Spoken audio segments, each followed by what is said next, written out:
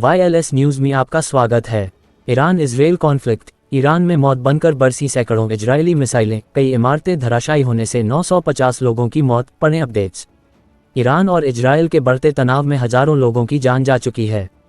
मानवाधिकार समूह के अनुसार इजरायल की एयर स्ट्राइक में कम से कम 950 ईरानी लोगों की मौत हुई है और 3450 से ज़्यादा लोग घायल हैं। 380 से ज़्यादा आम नागरिकों की मौत। वाशिंगटन आधारित मानवाधिकार कार्यकर्ताओं ने ईरान में मृतकों के आंकड़े पेश किए हैं। इस समूह की माने तो ईरान पर हुए हमले में 380 से ज़्यादा आम नागरिक और सेना के 253 से ज़्यादा जवानों की मौत हुई है। ईरान ने भी बताए थे आंकड़े। बता दें कि मिडिल ईस्ट में बढ़ते तनाव के बीच ईरान हर रोज मृतकों के आंकड़े साझा नहीं कर रहा है। शनिवार को ईरान के स्वास्थ्य मंत्रालय ने बताया था कि इजरायली हमलों में लगभग 400 ईरानी मारे गए हैं और 3056 लोग घायल हैं।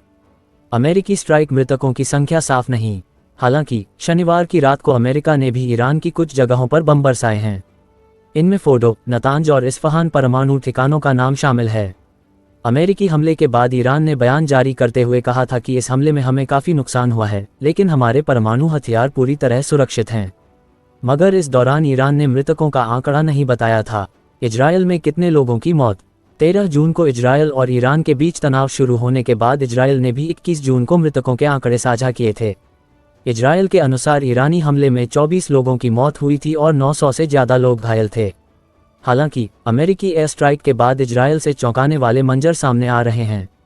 ईरान की मिसाइलें तेल अवीव समेत कई शहरों पर मौत बनकर बरस रही हैं। इन हमलों में कई इजरायली नागरिकों के मारे जाने की संभावना है। बढ़ते हैं आगे की खबर में।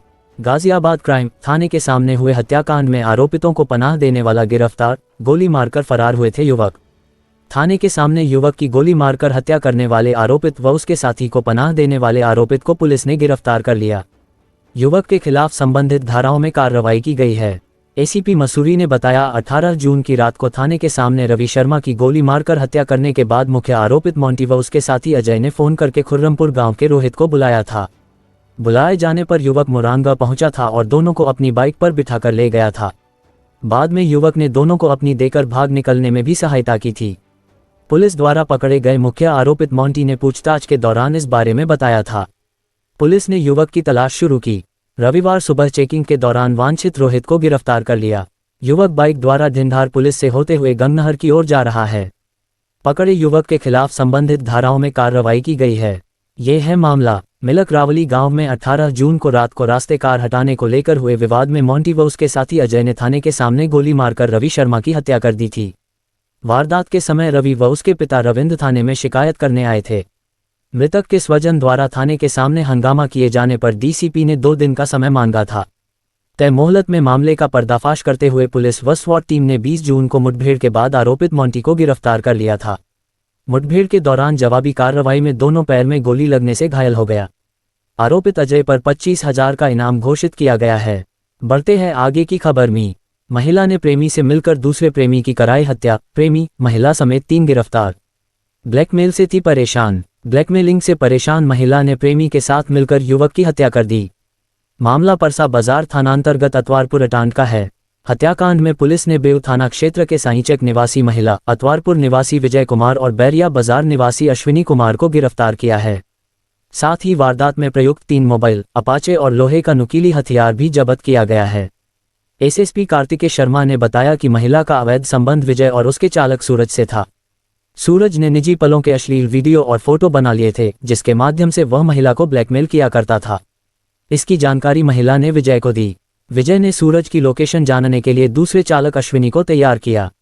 इसके बाद परसा बाजार में रेलवे लाइन के पश्चिम प्रति खेत में गला दबाकर सूरज की हत्या कर दी। इस दौरान उसके सीने पर नुकीली हथियार से वार भी किया गया था।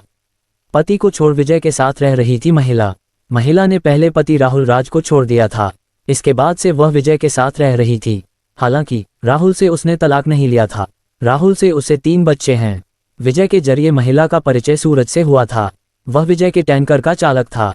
अक्सर घर आने जाने के क्रम में 1 वर्ष पूर्व महिला और सूरज की नज़दीकियां बढ़ गई थीं। दोनों के बीच अवैध संबंध बन गया था। विजय को जब इसकी जानकारी हुई तो वह काफ़ी नाराज हुआ। उसके कहने पर महिला ने सूरज से रिश्ता तोड़ दिया था। बावजूद इसके सूरज वीडियो और फोटो दिखाकर महिला को शारीरिक संबंध बनाने के लिए ब्लैकमेल कर रहा था। बहाने से महिला ने बुलाया था सूरज को। खाने पीने के बहाने महिला ने सूरज को अतवारपुर स्थित डेरा पर बुलाया था। इसके बाद उसने विजय को सूरज के आने की जानकारी दी। तब विजय और अश्विनी बाइक से उसके डेरा पर आए थे। खिलाने पिलाने के बाद विजय और अश्विनी बाइक से सूरज को सुनसान स्थान पर लेकर गए, जहां दोनों ने मिलकर उसकी हत्या कर दी। 19 जून की सुबह 7 बजे स्थानीय लोगों की सूचना पर सूरज का शव बरामद किया गया था। हालांकि उस वक्त शव की पहचान नहीं हो सकी थी। बाद में स्वजन पहुंचने तो शव की शिनाख्त सारण जिले के अवतार नगर थानांतर्गत नया हराजी टोला निवासी 30 वर्षीय सूरज कुमार के रूप में की गई थी। वारदात को अंजाम देने के लिए तीनों आरोपितों ने नए सिम का उपयोग किया था। बढ़ते हैं आगे की खबर में। बुलडोजर एक्शन, छुट्टी वाले दिन भी जमकर गरजा बुलडोजर, चंद घंटों में गिराए फार्म हाउस, मचा हड़कंप। सुप्रीम कोर्ट के आदेश पर अरावली वन क्षेत्र में अवैध निर्माणों के खिलाफ कार्रवाई जारी है। रविवार को छुट्टी वाले दिन वन विभाग और नगर निगम की संयुक्त कार्रवाई के तहत बड़खल अनखी रोड पर स्थित सल्तनत फार्म हाउस और सूरजकुंड रोड पर स्थित महिपाल गार्डन सहित अन्य बैंक्वेट हॉल तोड़ने की कार्रवाई हुई। वन विभाग अभी तक 65 से अधिक निर्माणों को जमींदोज कर चुका है। सोमवार को भी अवैध कब्जों को हटाने की कार्रवाई जारी रहेगी। ये बता दें कि सुप्रीम कोर्ट के आदेश पर की जा रही कार्रवाई के तहत वन विभाग को 6000 से अधिक छोटे बड़े अवैध निर्माणों को हटाना है। वन विभाग को जुलाई में अपनी रिपोर्ट सुप्रीम कोर्ट में पेश करनी है, इसीलिए छुट्टी वाले दिन भी कार्रवाई की जा रही है। शनिवार को Mahipal green valley farm house को तोड़ने पहुंची वन विभाग की टीम को विरोध प्रदर्शन का सामना करना पड़ा था। उधर इस मामले में पूर्व महापौर देवेंद्र भड़ाना ने कहा कि महिपाल ग्रीन वैली को उनका बताया जा रहा है, उनका इससे कोई लेना देना नहीं है। ये बात भी निराधार है कि उन्होंने ये कहा है कि महिपाल गार्डन वन विभाग की जमीन पर नहीं बनाया गया है, बल्कि वह तो महिपाल ग्रीन वैली का शुरू से ही विरोध कर रहे हैं। बढ़ते हैं आगे की खबर में। वेदर अपडेट, पहाड़ से मैदान तक झमाझम बरसात, देहरादून और नैनीताल समेत आसपास भारी बारिश का ऑरेंज अलर्ट। उत्तराखंड में मानसून की दस्तक के बाद पहाड़ से मैदान तक वर्षा का क्रम तेज हो गया है। देहरादून में भी जोरदार वर्षा के दौर हो रहे हैं। इसके अलावा हरिद्वार, रुड़की, ऊधम सिंह नगर, नैनीताल आदि क्षेत्रों में भी भारी वर्षा दर्ज की जा रही है। पर्वतीय क्षेत्रों में भूस्खलन की घटनाएं भी बढ़ गई हैं।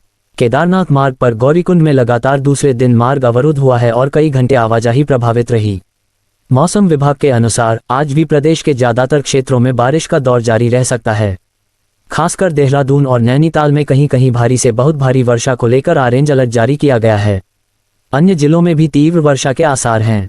कई घंटे तक चला बारिश का सिलसिला। रविवार को सुबह से प्रदेश के ज्यादातर क्षेत्रों में बादलों का डेरा रहा। दून में सुबह ही हल्की वर्षा का सिलसिला शुरू हो गया, जो कि धीरे धीरे तेज हुआ और कई घंटे तक चलता रहा। इस दौरान नदी नाले उफान पर आ गए और शहर में जगह जगह जलभराव हुआ। प्रदेश के ज्यादातर क्षेत्रों में रुक रुक कर हो रही वर्षा के कारण पारे में भी गिरावट दर्ज की गई है। अधिकतर क्षेत्रों में पारा सामान्य से 3 से 5 डिग्री सेल्सियस कम है।